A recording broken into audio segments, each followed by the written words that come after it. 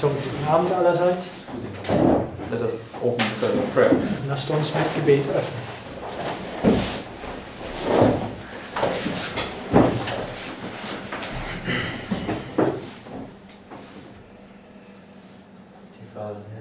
Lieber Vater im Himmel, thank you for this day. Danke für diesen Tag. Thank you that we have the privilege to study. Und danke, dass wir das Vorrecht haben zu studieren. And we know that without your revelation we will not understand the truth. Und wir wissen, dass wenn du uns die Wahrheit nicht offenbarst, dann werden wir es nicht verstehen. So we ask for a promise that you would open our hearts and minds. So, wir bitten jetzt für die Verheißung, dass du unserem Herzen und unserem Verstand öffnest. That we are able to understand the coming events. Dass wir imstande sind, die kommenden Ereignisse zu verstehen. And that we can prepare for it. Und dass wir dafür vorbereiten können.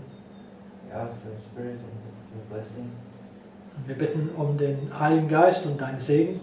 on us and those that are watching. So für uns hier und aber auch für diejenigen, die zuschauen.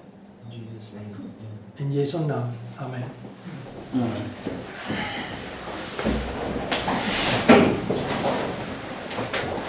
Right.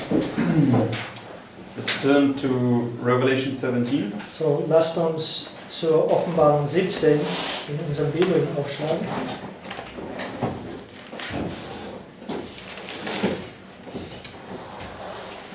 And let's read verses 1 down to 5. Und wir lesen die Verse 1 bis 5. And Marius, you can read first 3 verses, and Philip, you can read the next 2 verses, please. It says, "And there came one of the 7 angels which had the 7 vials, and talked with me, saying unto me, Come hither, I will show unto thee the judgment of the great whore that sitteth upon many waters." Okay, stop here for a moment. So, what is going to be shown in this chapter? So was wird in diesem Kapitel gezeigt? The Judgment über Hure. Yes, the judgment on the great whore. Also das Gericht auf die große Höhe. Okay, continue please. With whom the kings of the earth have committed fornication, and the inhabitants of the earth have been made drunk with the wine of her fornication.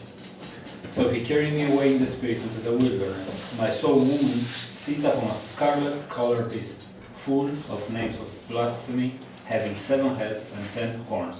Okay, stop here. So, where is John standing? So wo In steht white. Johannes und warum? It's at the present, which Yes. is at the end. Er ist in der Gegenwart, Exactly. was am Ende ist. So, on this line here, where would he be standing? So auf diese Linie hier, die obrigen, wo würde er jetzt verstehen? Where is having the sweet message given across. Yes. Die Ende der Wildnis. Exactly. So, Okay. wo er diese süße Botschaft erhält am Ende von der Wüste. So, John is standing here, and he's carried back here in the past, right? So Johannes steht hier und ihm würde in Vision zur Vergangenheit getragen And he's then shown the future when the beast shall ascend again. und aber auch die Zukunft, wo dieses Tier wieder aufkommen wird. Okay, so, and let's continue. Also lasst uns weiterlesen. Verse 4 und 5. So, basically, the judgment Also das Gericht, it's one time here, right? also das Gericht ist auch hier markiert. One time in the present, because that's 1798. Also es ist auch hier in der Gegenwart, weil das ist auch 1798. But it's also shown him here in the future. Aber es wird ihm auch hier in der Zukunft gezeigt. Okay, so because this box we dealt with this so many Weil times. dieses Box hier ist auch dasselbe wie dieses Box. Das haben wir öfters gezeigt. Okay, Philip? Die Verse 4 und 5. And the woman was arrayed in purple and scarlet color, and decked with gold and precious stones and pearls, having a golden cup in her hand, filled with abominations and filthiness of fornication. And upon her forehead was a name written, Mystery, Babylon the Great, the mother of harlots and abominations of the earth. Yes. Okay, so how's this woman described here and how's she called? So, wie wird diese Frau hier beschrieben und wie wird sie benannt? Mystery, Babylon the Great, the mother of harlots and of abominations. Yes. Geheimnis Babylon, der Große, der Mutter von Huren und die Gräuel der Erde. So she's this great Babylon, right? Also sie ist diese große Babel. And how is she clothed? Und wie ist sie bedeckt oder bekleidet? With gold, with purple, scarlet, decked with gold and precious stones and pearls. Purpur und Scharlach mit Gold, kostbare Gesteine und Perlen. Okay, so she has a garment on, right? So, sie hatte eine Gewand an. And so John is standing here 1798, which is the judgment, right? Johannes steht hier am 1798, was das Gericht markiert. So therefore in this waymark, the judgment on the great hall will take place. So, auf diese Wegmarke hier, das Gericht über die große Hure wird stattfinden, also diese Wegmarke. She's gone to the cross right there. So she's got this purple and scarlet on because that's what Christ wore. This purple and scarlet robe when he got Also put sie on the geht cross. zum Kreuz hier, denn das ist dasselbe, was die Christus bedeckt, womit sie Christus bedeckt haben, als er zum Kreuz ging, diese Purpur und Scharlach. Yes, in a sense, but for her the cross is the destruction, right? Aber in I mean, diesem it's- Sinne richtig, aber The für curse. sie, diese Kreuz ist die Zerstörung, es ist Well- das Fluch. Yeah, they took off him his righteous garment and put on him this scarlet robe, right? Also And die the haben purple robe. seine Gewand abgenommen und die haben ihm diese Scharlach, diese purpurende Gewand überworfen. But, Yes. it was false. It was their own robe that they were putting on Aber him. das war falsch, das war deren eigenen Gewand, die ihm überworfen haben. Yes, because if we now just go to the next chapter, chapter 18, Wenn wir jetzt noch zu Kapitel 18 gehen, because chapter 18 speaks about the punishment also upon Babylon, right? denn Kapitel 18 spricht auch über die Strafe, die über Babylon kommt. You know, so it's a nice proof this scapegoat. You get my point? In the sense that they know. They wear the same things as he Yes. wore, right? But they're the scapegoat. Yes.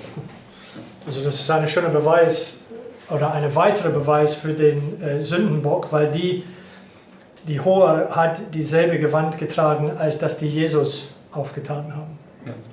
So here the scapegoat and here they Yes. come. Also hier bist du der Sündenbock, weil sie diesen sündigen Gewand überworfen haben und hier aber kommt es auf ihren Köpfen zurück. Okay, so let's go to Revelation 18 Also Offenbarung 18. and that's this punishment on Babylon. Das ist diese Strafe, die auf Babylon kommt. And let us just read verse 16. Und wir lesen nur Vers 16 vorerst. Verse 16. Fiora, you want to read this first, please? Sorry, 18 verse 16. It says, and saying, Alas, alas, that great city that was clothed in fine linen and purple and scarlet and decked with gold and precious stones and pearls. Yes. Okay, so here it's now speaking about the same great city, Also right? hier spricht es über derselbe große Stadt. And how's she clothed here? Und wie wird sie hier bekleidet? White linen. Yes, also with white linen. So right? dasselbe, aber auch mit weißes Leinwand. So what did we study out here? What do we receive here? So, was haben wir studiert? Was erhalten wir hier? Fine linen. Also Fine white linen, right? das Hochzeitsgewand, also diese So- feine Leinwand. Counterfeit. Yes, this counterfeit. Also Yeah, das ist so hier, that's the counterfeit, that's the truth. das ist eine Fälschung und das ist die Wahrheit. Because when we know, and it said, right, in verse 16, it's that great city. So in Vers 16, es sagt, diese große Stadt. Now when we go back to Revelation 17, Wenn wir zurück zur Offenbarung 17 gehen and let's read verse 18. und Vers 18 lesen. And David, you want to say this first? Revelation 17, verse 18. And the woman which thou sawest is that great city, which reigneth over the kings of the earth. Yes. Okay, so who's that great city? Wer ist diese große Stadt? city that reigns over the kings of Yes, this woman, Das right? ist diese Frau, It's this great whore that gets judged here. diese große Hure, die hier gerichtet wird. So that's this woman, Das ist diese Frau. and it's this great city. Und es ist diese große Stadt.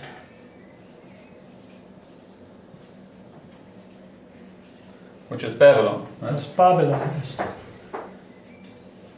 And she has this white linen on. She professes to be this pure church, right? Und sie hat diese weiße Leinwand, die sie trägt, und sie behauptet, diese reine Gemeinde zu sein. But now when we go to Revelation 21, Aber wenn wir jetzt zur Offenbarung 21 gehen, and let's read verse 6, Vers 6 lesen, and then verse 9 and 10. also Vers 6 und danach die Verse 9 und 10. And Sister Sandra, you want to read this for us, please? And he said unto me, It is done. I am Alpha and Omega, beginning and the end. I will give unto him that is athirst of the fountain of the water of life freely. And there came unto me one of the 7 angels, which had the 7 vials full of the 7 last plagues, and talked with me, saying, Come hither, I will shew thee the bride, the Lamb's bride. And he carried me away in the spirit to a great and high mountain, and shewed me that great city, the whole Jerusalem, descending out of heaven from God. Yes. Okay, so what is now shown here? So, was wird hier gezeigt? It's the exact same representation, but it's shown the true instead of the counterfeit. Exactly. Es ist genau derselbe Darstellung, aber hier weist es auf das Wahre anstelle von die Fälschung. Because verse 6, where does it bring us to? Denn Vers 6, wo bringt uns das dahin? Yes, it says it is done. So Right? ist die finale Untersuchung, wo er sagt, es ist vollbracht. So it's the end of this time of trouble. Es ist das Ende von dieser Zeit des Trübsals. And now this other great city is shown here. Und Right? jetzt diese andere große Stadt wird hier gezeigt. So, and maybe let's go, keep your finger in Revelation 21. Let's go quickly to Revelation 19, verse 8. Also haltet den Platz hier in Offenbarung Or 21 7 and 8. und gehen wir zur Offenbarung 19, Verse 7 und 8. Then you want to read this for please? No, Revelation 19, verse 7 and 8.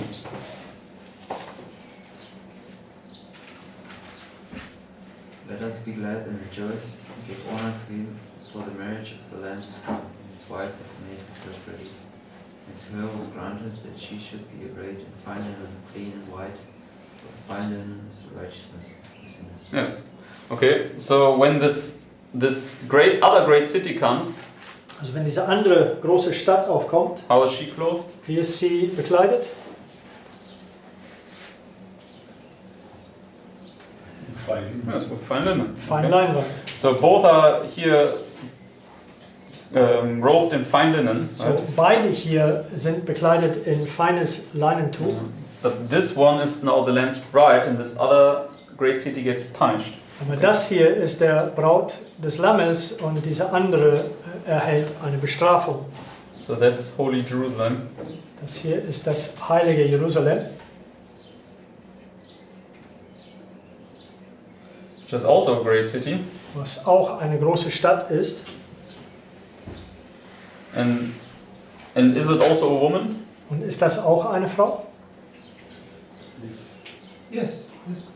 Yes. I've likened Zion unto a comely and delicate woman. Exactly. Amen. Also Okay. ich habe Zion wie eine angenehme und schöne Frau verglichen. Lorenz, I don't know if you planned on going there, but you going to go to Psalm 48? I didn't plan to go there, Well, but just when you made this point, if you just, sorry, because okay, I'll just put in here it's also a woman. So, ich marke hier nur, dass es auch eine Frau ist. Okay. because when you go to Psalm 48, it begins with this very point that you're making. Psalm 48, I was looking at it earlier on today, and I just realized in verse 1, Vers 1, we're making this point about the east wind right there, right? Mhm.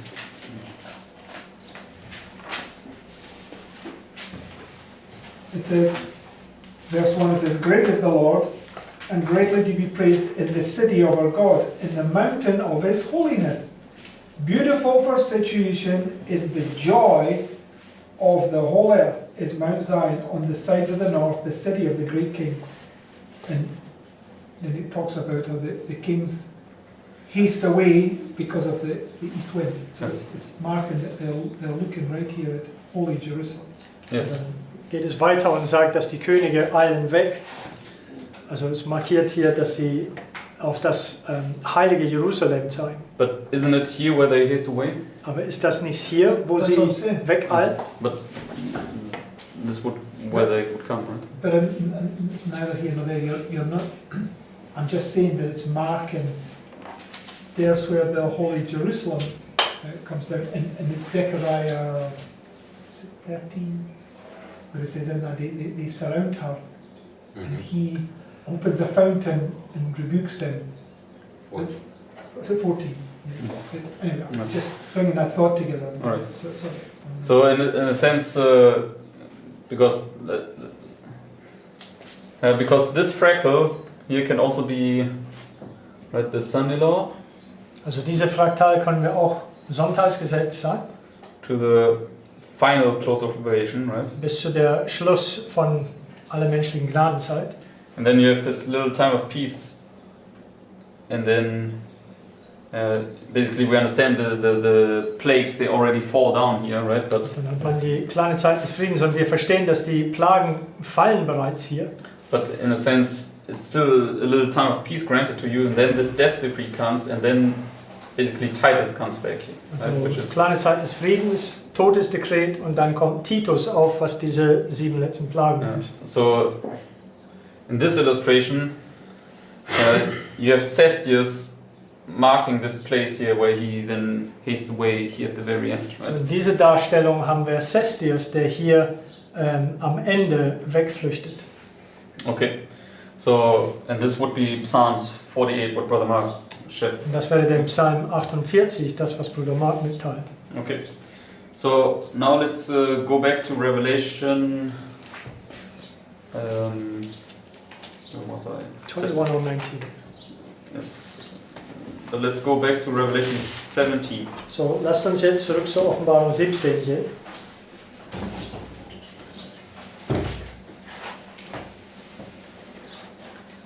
Okay.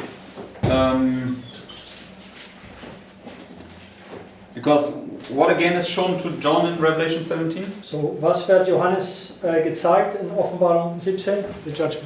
The judgment. Also Okay. das Gericht auf die Höhe. So let's look at this. Let's read verse 16 down to 17. So, lasst uns das anschauen, die Verse 16 und 17. And the 10 horns which are soused upon the beast, these shall pay to her, and shall make her desolate and naked, and shall eat her flesh and burn her with fire. For God hath put in their hearts to fulfill his will, and to agree and give the kingdom unto the beast, until the words of God shall be fulfilled. Yes. Okay, so what happens with her when she gets punished? So, was geschieht mit ihr, als sie bestraft wird? According to verse 16. Gemäß Vers 16.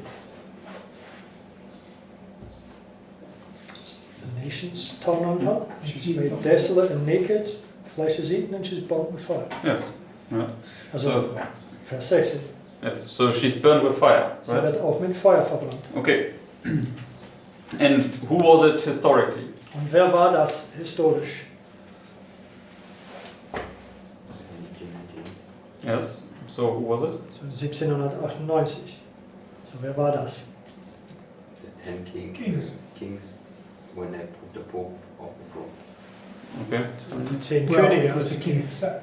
Yes, it was the king of the south, right? König des Südens. It was the nations, right? Or the people of these nations, the rebels, yes. It wasn't the kings themselves, because Yes. Die Völker von diesen Nationen, also die gegen ihren Staatsmächten rebelliert haben. So we have the king of the south here marked, okay? Wir haben hier König des Südens markiert. And it's those nations coming against this great city. Und es sind diese Nationen, die gegen diese große Stadt ankommen. And how do we understand that this is not the kings? Und woher verstehen wir, dass das hier nicht die Könige sind? Because it says here in verse 16, right, the 10 horns come against it. Denn es steht geschrieben in Vers 16, dass es die 10 Hörner sind, die gegen sie kommt. I mean, we know it one time here based upon 1798, right? Also einmal hier basierend auf 1798. But then we also, when we go to Revelation 18, Aber wenn wir zu Offenbarung 18 gehen, because this is just an extension on this description of the punishment on this great hall. Offenbarung 18 ist nur eine Erweiterung über die Beschreibung von dieser Bestrafung, die auf die Höhe kommt. Verse 9. Yes, let us read, begin in verse 5, Also wir beginnen im Vers 5 and let's read down, yes, to verse 9 is good for the moment. und lesen bis Vers 9. And I think it's your brother. Okay, it says, Reward her, for her sins have reached unto heaven, and God hath remembered her iniquities. Reward her even as she rewarded you, and double unto her double according to her works, and the cup which she hath filled to her double. How much she hath glorified herself and lived deliciously. So much torment and sorrow give her, for she saith in her heart, I sit a queen, and am no widow, and shall see no sorrow. Therefore shall her plagues come in one day, death and mourning and famine, and she shall be utterly burned with fire, for strong is the Lord God who judgeth her. And the kings of the earth who have committed fornication and lived deliciously with her shall bewail her and lament for her, when they shall see the smoke of her burning. Yes. Okay, just read 10 also, it's okay. Standing afar off for the fear of her torment, saying, Alas, alas, that great city Babylon, that mighty city, for in 1 hour is thy judgment. Alright, so the kings, they lament over her, right? Also die Könige, die wehklagen über So ihrem they Schicksal. cannot punish her. Right? Also die sind nicht diejenigen, die sie bestrafen. And according to verse 8, what happened to her? Und gemäß Vers 8, was geschah mit ihr? She's burned with fire. Burned with fire. Sie wurde Okay. mit Feuer verbrannt. That's exactly what we also read in Revelation 17. Das ist genau Okay. das, was wir in Offenbarung 17 gelesen haben. Therefore, it must be the king of the south here punishing her. Deswegen es muss der König der Süden sein, hier, die sie bestraft. 1798, alright? 1798. So, and let's see who else bewails her. Und lasst uns sehen, wer weiter noch Let's sie beklagt. read verse 11. Vers 11. And verse 11 and then verse 15 down to verse 18. Also Vers 11 zuerst und dann die Verse 15 bis 18. And the merchants of the earth shall weep and mourn over her, for no man buyeth their merchandise any more. The merchants of these things, which were made rich by her, shall stand afar off, for the fear of her torment, weeping and wailing, saying, Alas, alas, that great city that was clothed in fine linen and purple and scarlet, and decked with gold and precious stones and pearls. For in 1 hour so great riches is come to naught, and every shipmaster, and all the company in ships, and sailors, and as many as trade by sea, stood afar off, and cried when they saw the smoke of her burning, saying, What city is like unto this great city? Yes, so who else is bewailing her? So, wer beweint ihre Schicksal The noch? merchants of the earth. The kings and the merchants, Also die okay? Könige und den Handelsleute. So therefore, neither the kings nor the merchants can be partaking in the punishment of this great city, So, right? weder die Könige noch den Handelsleute der Welt können Teil dran nehmen an die Bestrafung von dieser Hure. Therefore, the king of the south is neither the kings nor it's the economic system. Und yeah. der König des Südens sind weder die Könige noch der Wirtschaftssystem dieser Welt. Okay, so it's the people. So, yeah. es ist das Volk. All right, and now let's look at this more closely. So, lasst uns das näher betrachten. Let's go now to verse 21 Lasst uns jetzt Vers 21 anschauen. and let's read verse 21 is enough. Also erst nur Vers 21. It says, And a mighty angel took up a stone like a great millstone, and cast it into the sea, saying, Thus with violence shall that great city Babylon be thrown down, and shall be found no more at all. So, how is now the Bible describing this punishment? So, wie beschreibt die Bibel diese Bestrafung?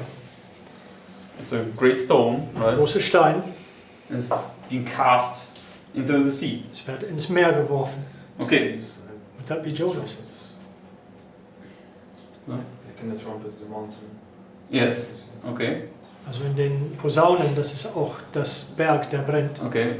And maybe Jonah has something to do with Also it. the soul Okay. being thrown in the sea. Yeah. But I think this is something different. Okay, because Das mag vielleicht irgendetwas damit zu tun haben, also Jonas und das Salz. it's im like Meer a parallel.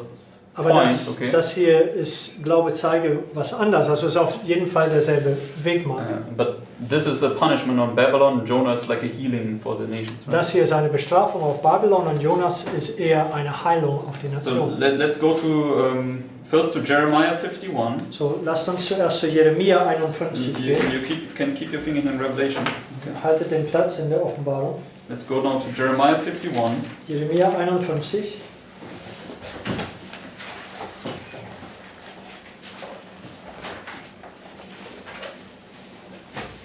And let's read verse 59 down to 64.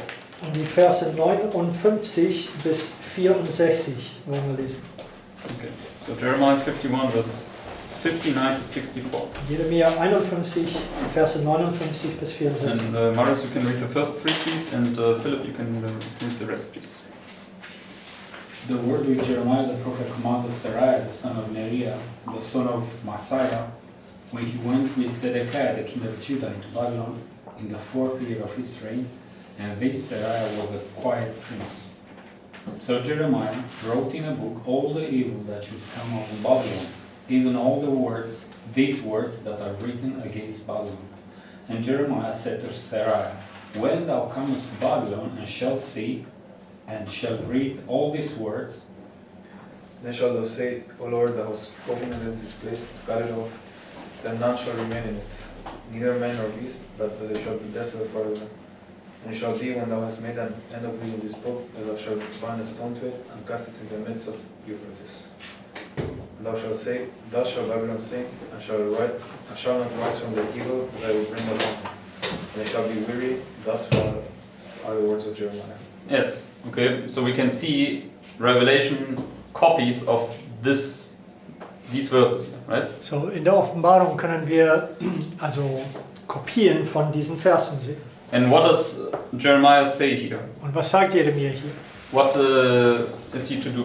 Was soll er tun? Bind the book, the stone, and cast it in the book. Yes, Er exactly. soll das Buch mit einem Stein binden und in das Fluss werfen. So in Revelation, this river Euphrates is called how? Und in der Offenbarung, dieser Euphrates wird wie genannt?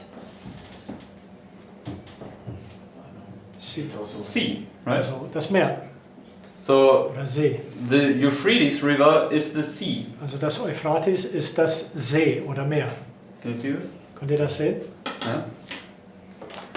Because Revelation 18 verse 21 speaks about the millstone is cast into the sea. So Offenbarung Okay. 18:21 spricht über diese Mühlenstein, die in das See oder Meer geworfen werden. And Revelation 17 verse 15 says the waters are people, nations, tongues, and all these things, right? Offenbarung 17, Vers 15 sagt, dass das die Wasser sind Völker und Nationen und Zungen und so weiter. Free.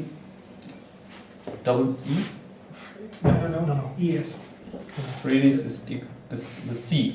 Also Okay. die Euphrates ist gleich das See. And now let's go to Nehemiah chapter 9. So, jetzt gehen wir zu Nehemia, Kapitel 9. These things will all come together. Nehemiah chapter 9.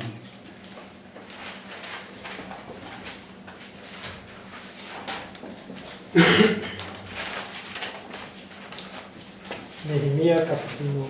Let's read verse 11. Und Vers 11.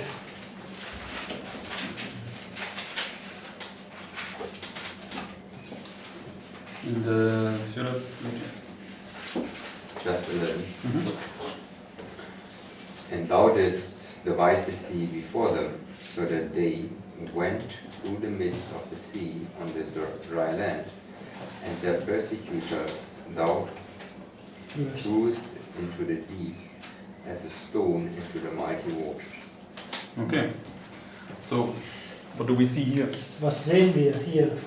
Same illustration, right? Ist dasselbe Darstellung. So the stone gets thrown into the sea.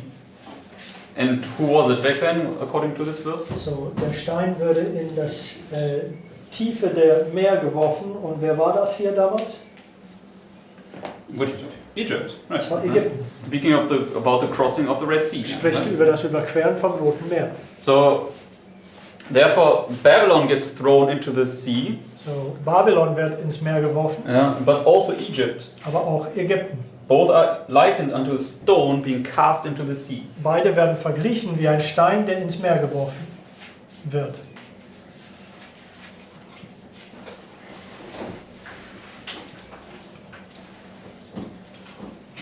And I just read it here, I don't want to put it here on the line, right? Also das ist nur hier geschrieben, es hat nichts mit der Linie zu tun. It's, Because it's at the end where they get cast into it. it's interesting that when they crossed the Jordan and the seas parted, they had to set up this stones, Yes, 12 Stone. 12 stones, but there was a heap that they were to place in the middle of it. Also es ist interessant, wenn die das Jordan überquert haben, dass sie 12 Steine aufstellen sollen als einen Haufen, aber die sollen das in der Mitte des Flusses aufstellen. So we know that the stone that hits the statue represents the 144,000. Also der Stein, der Statue trifft, wissen wir, dass es die 144.000 darstellt. Represents 12, right? Diese 12. So I'm just saying it's right in the middle, they'll leave it in the middle of that river where the waters parted. Das ist genau inmitten des Flusses, wo diese Wasser sich teilten. Yes. So in a sense, They would represent the stone that's cast into the... yes. I But this is also a stone, right? And Aber this das hier ist auch ein Stein. so Babylon and Egypt is described here as a stone because it says here, and their persecutors thou threwest into the deeps as a stone into the mighty waters. Also deine Verfolger würden in die Tiefen diesen mächtigen Wassern geworfen. So 144,000 is a stone, but also here Babylon is a stone in Egypt. 144.000 ist wohl ein Stein, aber hier auch Babylon in Ägypten. Okay, and the thought directly connected to this? Okay. I think this verse shows actually that Babylon is cast into the sea is both church and state. Because Also diesen Vers zeigt, dass wenn Babylon ins Meer geworfen wird, es weist auf Staat und Kirche zusammen. because it's talking about Pharaoh when he persecuted them, and Pharaoh is the dragon who went after them. Es spricht über Pharao, als sie verfolgte, und der Drache, der sie verfolgte. And when it says that they were cast into the waters are the nations basically, the Yes. 10 horns that ripped them apart. Also wenn es in den Wassern geworfen worden ist, also die Wassern, das sind die 10 Nationen, die sie im Grunde, also hier der König des Südens, die sie zerriss. I think it caused it also that when they were drowned, that this is the wrath of God.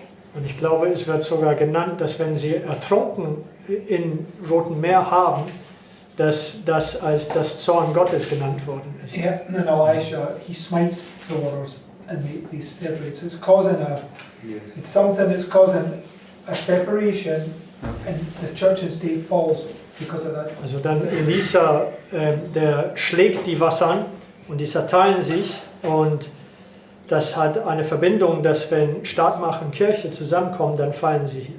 You could, sorry for leaving. It says also in Exodus 15, Also im 2. Buch Mose 15 sagt es auch. verse 7, it says, and in the greatness of thine excellency thou hast overthrown them that rose up against thee, thou hast sent forth thy wrath which consumed them as stubble. So it's the Verse wrath 7. basically, the Yes. nations that come against. Also Vers 7, es wird beschrieben als das Zorn Gottes, die gegen sie kommt. Also die Nationen ist das Zorn Gottes, die gegen sie kommt. So, and when you bring all those things together, you have all things there. The east wind divides the nations. Also wenn man das alles zusammenbringt, man hat alle da, also die Ostwind zerteilt die Nationen. Yes. Right? But it causes the nations then to get angry and turn against the church and state, and they swallow them up, basically. Es verursacht, dass die Nation, in diesem Sinne der König des Südens, also sauer werden oder zornig wird gegen ihre Herrscher oder die Könige, und das verschlingt sie. Yes. I also want to now link these things with the east wind. Also ich möchte das jetzt mit das Ostwind zusammenbinden. Let's go now to Ezekiel 31, Lasst uns jetzt zu Hesekiel 31 gehen.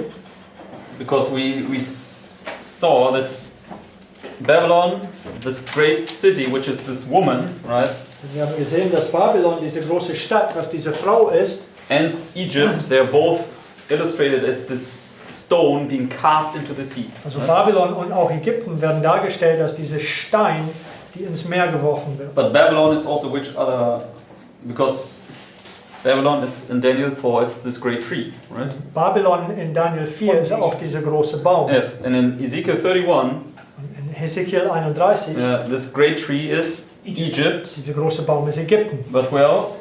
Aber wer noch? Assyria. Assyria. Es ist auch Ägypten und Assyrien. So they're all this stone that get cast into the nations, Das right? sind all diese Steine, die in die Nationen geworfen werden. So let's look at this. So lass uns das anschauen. Let's read verse 10 to 12. Hesekiel 31, die Verse 10 bis 12.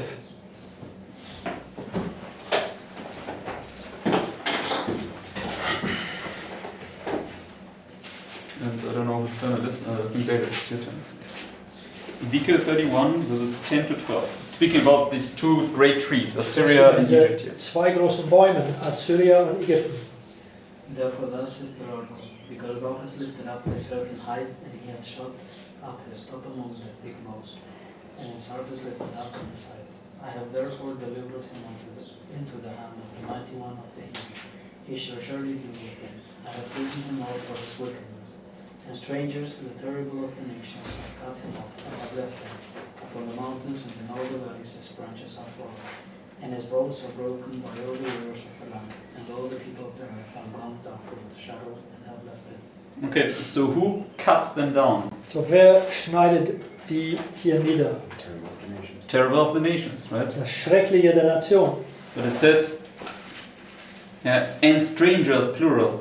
Und dann sagt es aber Fremden, aber in Mehrzahl. The terrible of the nations, plural. Also die Schreckliche der Nationen, also So, wieder Mehrzahl. Nebuchadnezzar, he's the leader of them. Also Nebukadnezar ist der Anführer von sie. Yeah, but let's go now to verse 18. Aber jetzt Vers 18 wollen wir anschauen. And when Pharaoh gets cut down, Wenn Pharao niedergehauen wird. so Vers 18. 31. Ezekiel 31. 18 bis. Just No, 18. 18. Who art thou thus like in glory and greatness among the trees of Eden? Yet shalt thou be brought down with the trees of Eden unto the nether parts of the earth. Thou shalt lie in the midst of the uncircumcised, with them that be slain by the sword. This is Pharaoh and all his multitude, saith the Lord God. Yes. Okay, so where is he going to lie? So, wo wird er liegen? With all the nations. Yes, in the midst of the sea, Also right? in der Mitte des Meeres. In the midst of the uncircumcised. Also in der Mitte von den Unbeschnittenen. Because he says, with all the, be brought down with them. He says, it shall be brought down with the trees of Eden unto the nether parts of the earth. Yes, exactly, right? So it just shows it's the same punishment. He now gets cut down and he's lying now in the midst of the sea or in the midst of these uncircumcised. Okay? Also es ist derselbe Bestrafung. Er wird niedergehauen und er liegt in der Mitte von den Nationen oder in der Mitte von diesen Unbeschnittenen. Because Pharaoh, right? Because this is a judgment on Pharaoh, right? Pharaoh, when he went into the Red Sea, he was slain in the midst of the sea. Right? Also Pharao, als er in der Mitte des Meeres gegangen ist, er würde geschlagen oder erschlagen von das Meer. And here it tells us it's the terrible of the nations that does it. Und hier erklärt es uns, dass es der Schreckliche der Nationen ist, der dies tut. So dies tut. let's go now to Ezekiel 28. Lasst uns jetzt zu Hesekiel 28 gehen.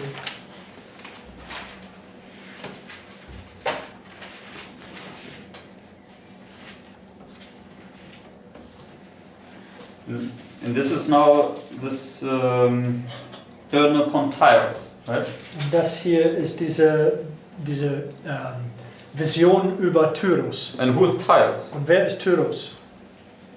Well, Papacy. the papacy. Yes, it's this great whore, Das ist right? diese große Hure, der Papsttum, das Babel. So, and what happens to her? Und was geschieht mit ihr?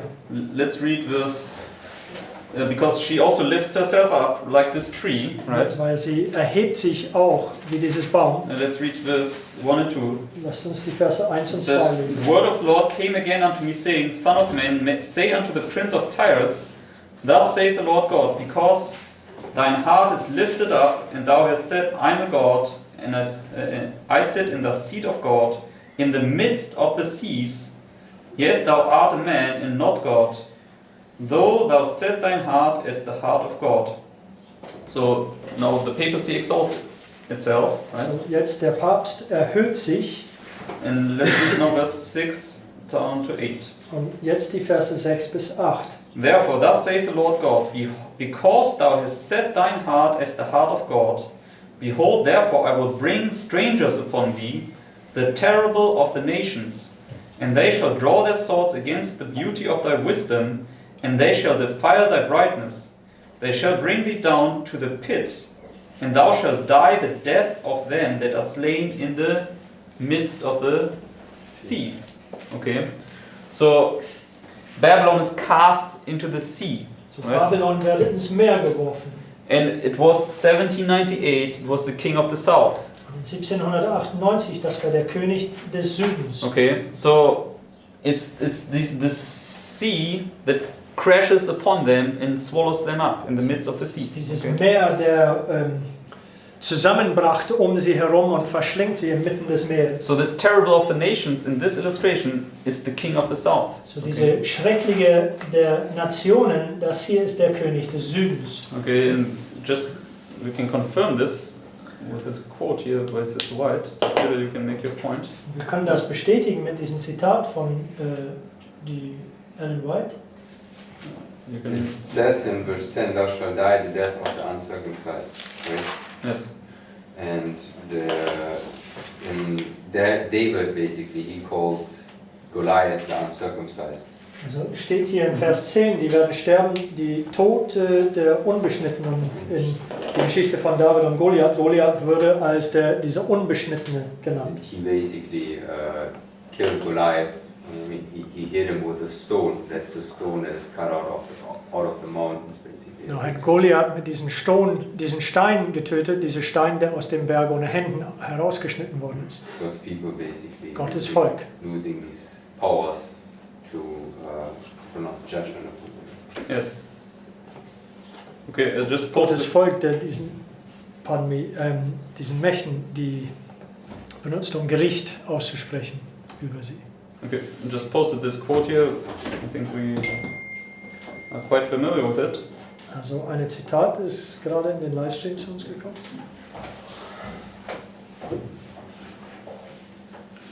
I'll also quickly translate it.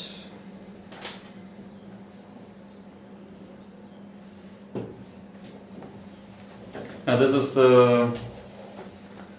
at the end of the 1,000 years when Satan now besieges the city.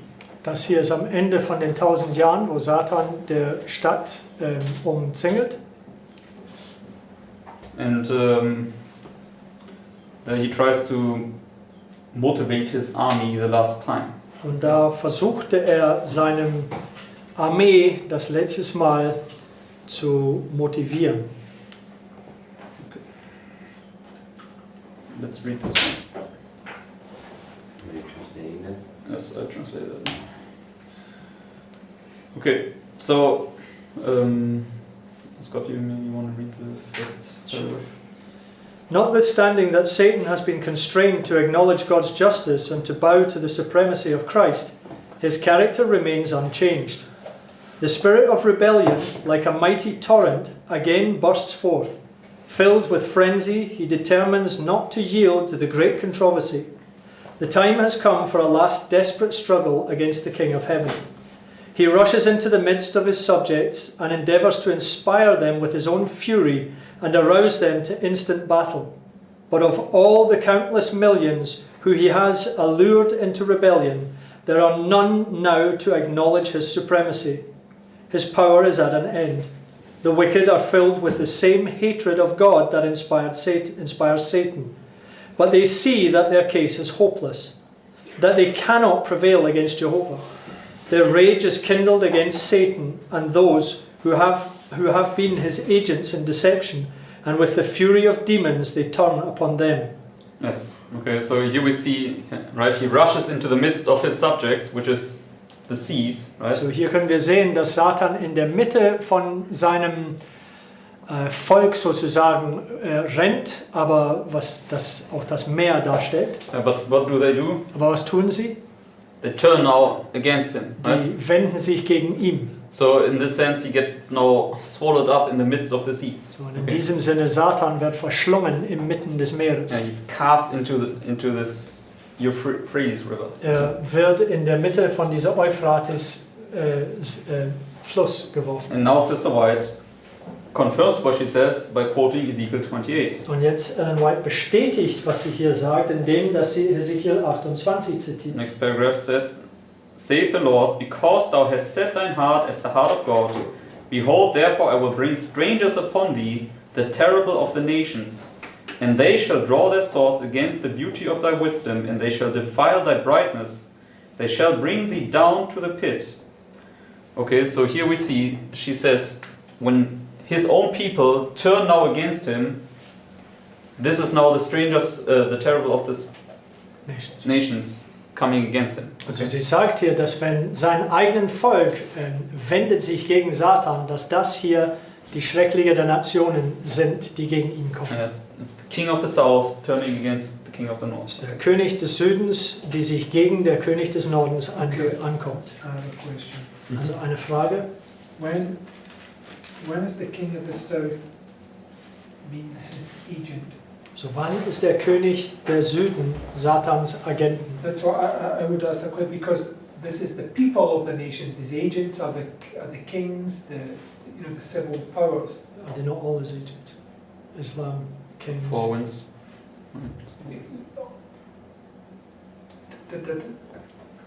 I'm making the point here that you're saying that the kings are not.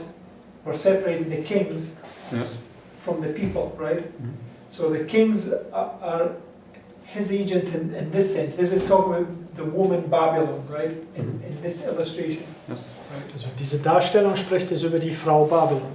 So the woman's agents in this sense, if you're using it as that illustration, would be the kings. Also die Frau's Agenten in diesem Sinne, in diesem Zusammenhang würden denn die Könige sein. It says in the midst of his subjects. Yeah, but when you go down, it says, near the end, it says, their rage is kindled against Satan, and those who have been his agents in deception, okay, they turn upon them. Okay, so that, okay, now I get that point. Okay. So, Also der letzte Satz in den ersten Absatz sagt, Satan und sie, die seinen Agenten in Verführung sein waren, würden verschlungen. So they turn against both. yes. Also der König des Süden wenden sich gegen Satan und seine Agenten. Yes. Okay, so therefore, when the sea comes now and swallows Babylon up, this is marking the king of the south coming against the king of the north. Okay. Also wenn der See verschlingt Satan und seine Agenten, das ist der König des Südens gegen des König des Nordens. So, therefore, Revelation 18 mainly speaks about this punishment coming against them by the king of the south. So Offenbarung 18 spricht über diese Bestrafung, die gegen Babylon kommt durch das König des Südens. there might be also Islam included in it. Okay. Aber es mag vielleicht den Islam ist damit einbehalten. Because it's this double punishment, it says. Und Right? es ist diese Doppelbestrafung. So they receive a punishment by the king of the south, So die erhalten and eine also by Bestrafung durch die König des Südens, aber auch durch den radikalen Islam. Yes, because in verse 8 it says, they shall bring thee down to the pit, thou shalt die the deaths of them that are slain in the midst of the seas. And then when you go to chapter 27, Also in Vers 8 haben wir gelesen, in Ezekiel 28, in dem wir go here, chapter 27, so Kapitel 27, and verse 26, Vers 26. it says, thy roars have brought thee into great waters, the east wind hath broken thee in the midst of the seas. yes. Exactly. So they're both in the midst of the seas when it happens. Also sind beide inmitten des Meeres, wenn das geschieht. Yes. Okay, so we can definitely see, because Ezekiel 27 is a parallel to Revelation 18. Also wir können sehen, dass Hesekiel 28, 27 ist eine Parallele zur Offenbarung 18. Because it's speaking about these 10 merchants here. Er spricht hier über diese 10 Handelsschiffe oder Leute. And then basically how Tyre get punished, which is the great city. Okay. Und wie Tyros bestraft wird, also diese große Stadt. And then basically when you just read here verse 32 to 35. Und in Kapitel 27, wenn wir lesen die Verse Until 36. 32 bis 36. It says, and in their wailing they shall take up a lamentation for thee and lament over thee, saying, what city is like Tyre's, like the destroyed in the midst of the sea? And they said, what city is like that, right? Die haben gesagt, welche Stadt ist wie Babylon, so hier auch wie Tyros. When they went forth out of the seas, thou filledst many people, thou didst enrich the kings of the earth with the multitude of thy riches and of thy merchandise. In the time when thou shalt be broken by the seas, verse 34 says, thou shalt be broken by the seas. So Vers 34 sagt, du wirst gebrochen sein durch die Meere. In the depth of the waters, thy merchandise and all thy company in the midst of thee shall fall.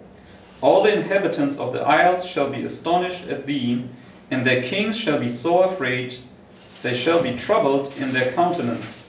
The merchants among the people shall hiss at thee, thou shalt be a terror and never shall be any more. Okay. So maybe it's saying here in verse 26, the east wind breaks them, that it says, what did you read? Okay. The time when thou shalt be 34. depths of the waters.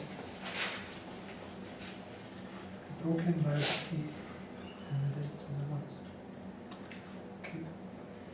Can't contradict itself. Yes, we definitely have to look at this point. Also wir müssen das näher anschauen.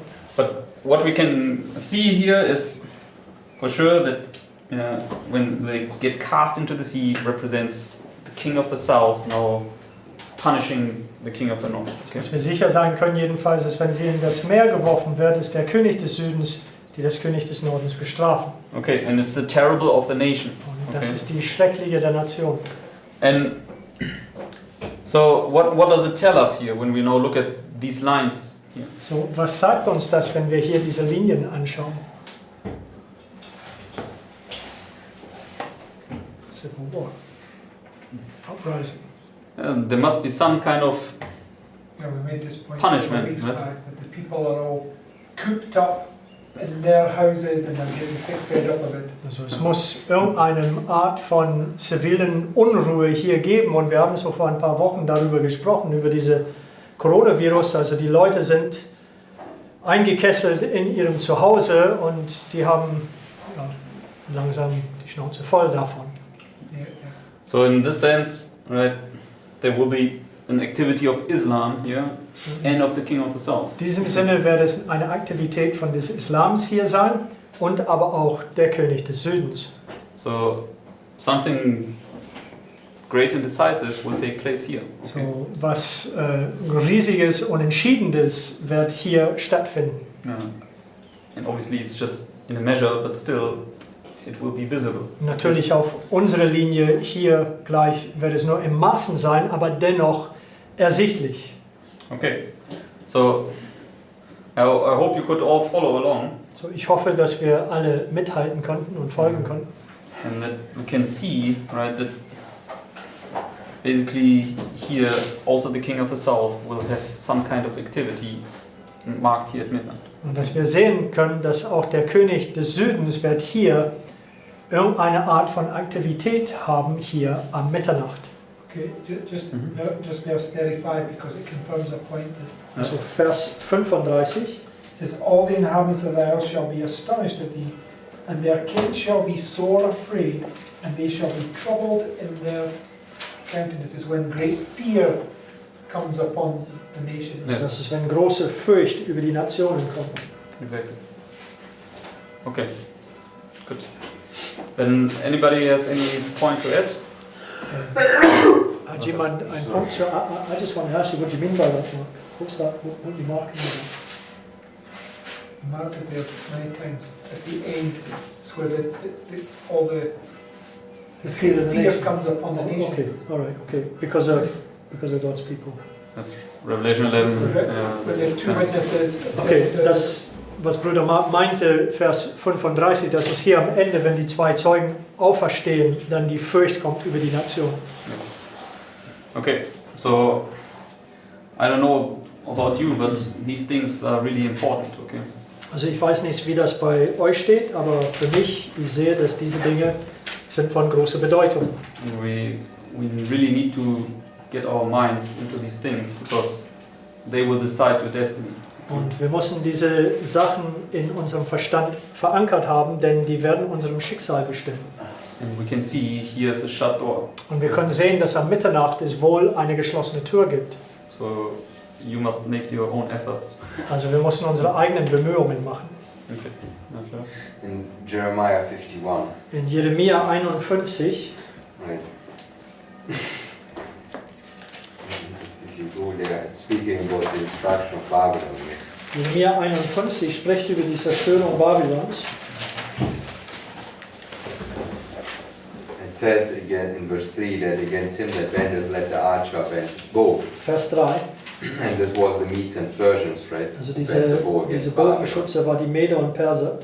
So, which is Cyrus basically who comes against them, who's Was? also terrible of the nation. Kyros ist, der gegen sie kommt, und der ist auch beschrieben als der Schrecken der Nation. If you go to verse 6 to 8, Und die Verse 6 bis 8 jetzt. it says, flee out of the midst of Babylon and deliver every man his soul. Be not cut off in her iniquity, for this is the time of the Lord's vengeance. He will render unto her recompense. So she receives now her reward here, and it says her to flee out of Babylon. Also sie erhält ihre Belohnung hier, und es sagt, dass du aus Babylon herausflüchten solltest. And it's like we're fleeing out of Jerusalem because Jerusalem receives now her recompense. Es ist wie wir flüchten aus Jerusalem, denn Jerusalem erhält das, was auf sie kommt. And then it says, Babylon had been a golden cup in the Lord's hand that made all the earth drunken. The nation have drunken of her wine, therefore the nations are mad. Vers 7. Right, so when you flee, that's when the nations are mad because of all the things Babylon has done. Also wenn du flüchtest, das markiert der Punkt, wo die Nationen zornig sind, also wütend sind wegen all die Sachen, die sie getan haben. And it says in verse 8, Babylon is suddenly Vers fallen 8. and destroyed.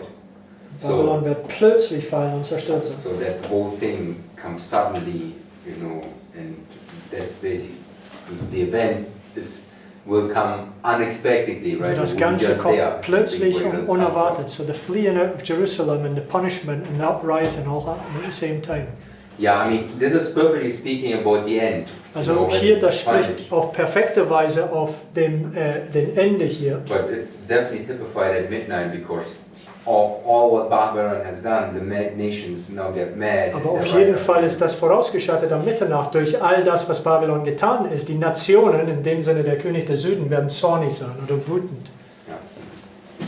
Yes. Alright, then let's close with our prayers. So, lasst uns mit unseren Gebeten abschließen.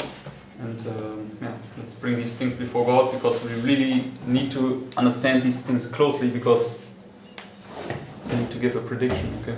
Lass uns diese Dinge vor den Herrn tragen, denn wir müssen diese Dinge genau verstehen, weil, wie wir heute Morgen gesehen haben, wir müssen eine Vorhersage darüber geben. Okay, then let's close with prayer. So lasst uns mit Gebet schließen.